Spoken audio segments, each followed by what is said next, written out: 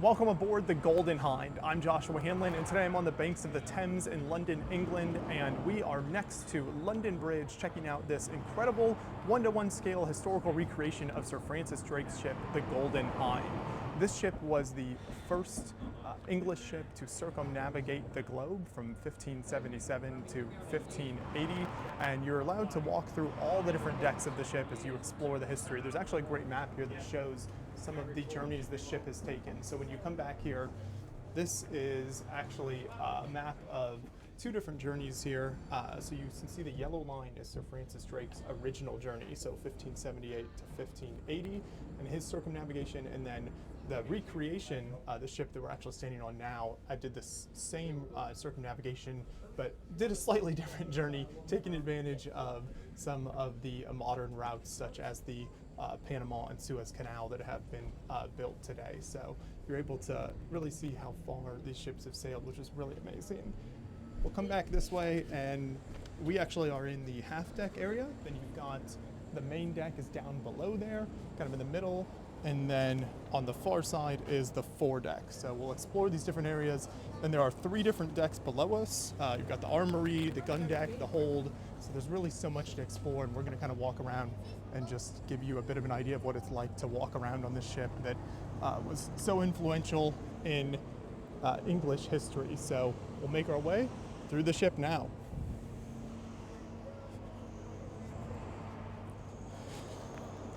This recreation that we're on was launched in April of 1973, and it's actually traveled and sailed over 100,000 miles. So this recreation has seen a tremendous amount of travel, and it's currently being worked on itself. So since 2017, they've been kind of raising funds to restore it. One of the things that makes this tour so cool is the weapons and the armory that's on the ship. So you get to see a number of different cannons. There are 14 minions, which is the main cannons on deck. So we'll go down and take a look at those.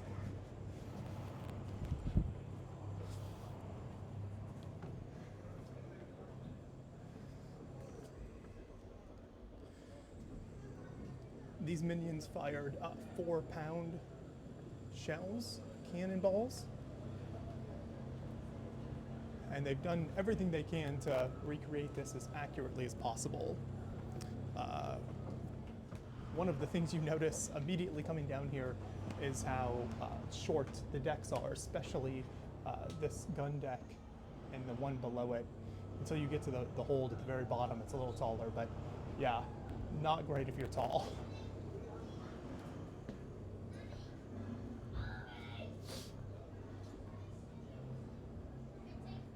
A lot of these gun ports are closed up right now, but you can see where the cannons would have fired out of each side of the ship.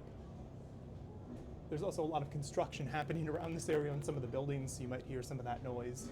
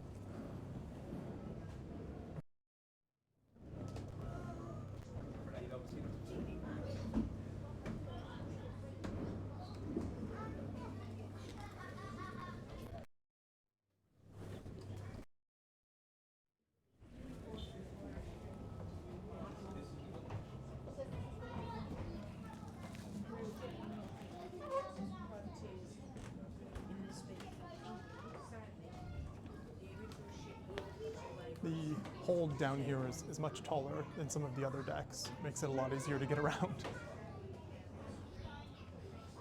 One of the things that makes it cool as you walk around is the chests of weapons and tools that would have been on board the ship.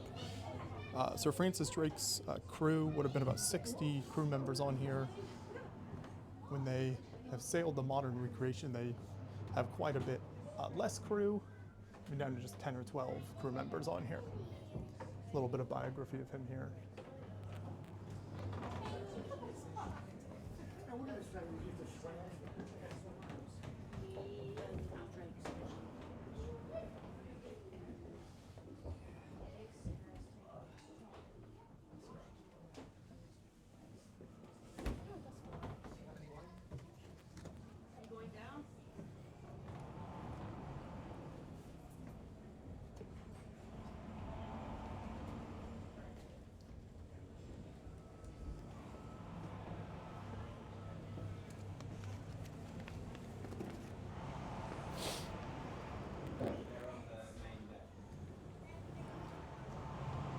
This section is kind of the Sir Francis Drake's quarters here. So this will be the great cabin, and again, you can see some of the weaponry that would have been used: matchlock guns, some early kind of like naval bombs, grenades, helmets, and knives. So with wooden ships, if you were able to knock a hole in them, catch them on fire, obviously very effective.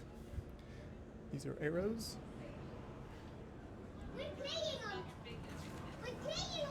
And the great cabin itself. This is used by gentlemen and officers for eating and meetings and that kind of thing, making planes.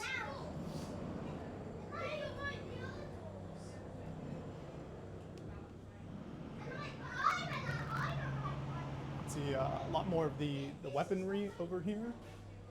Variety of spears and halberds and naval tools and weaponry.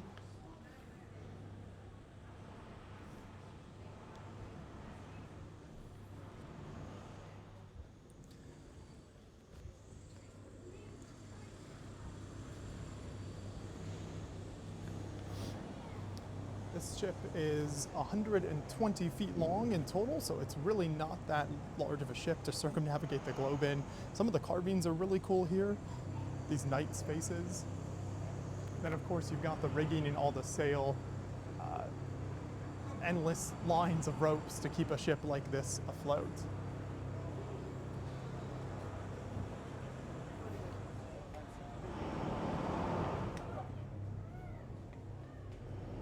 Here are, speaking of the rigging, here's some of the rigging tools, block and sheaves, all the different things that you need to keep the ship going.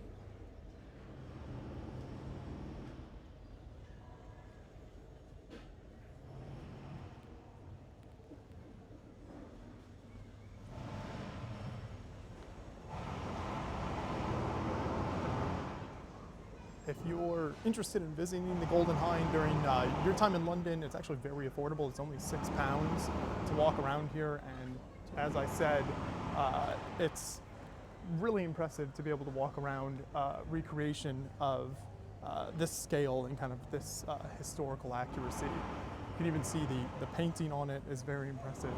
So they've recreated as much as they can and are trying to maintain it in the best shape possible. Just down the Thames, not far, is the HMS Belfast, so a much more modern British warship that you can also tour and is also a museum ship. So if you're interested in naval history, a couple of great opportunities here on the Thames for places you can visit while you're in London.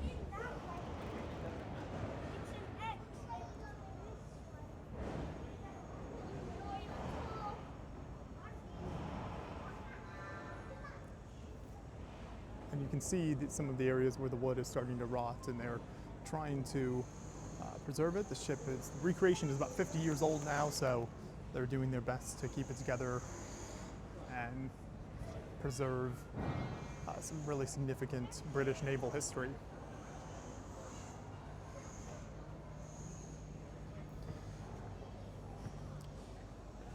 So we hope you've enjoyed this walk around the Golden Hinde. Once again, definitely add this to your list while you're in London if you're at all interested in naval history. It's a very inexpensive experience, and it also doesn't take too long to walk around, so it's not going to take too much of your time while you're in the city here.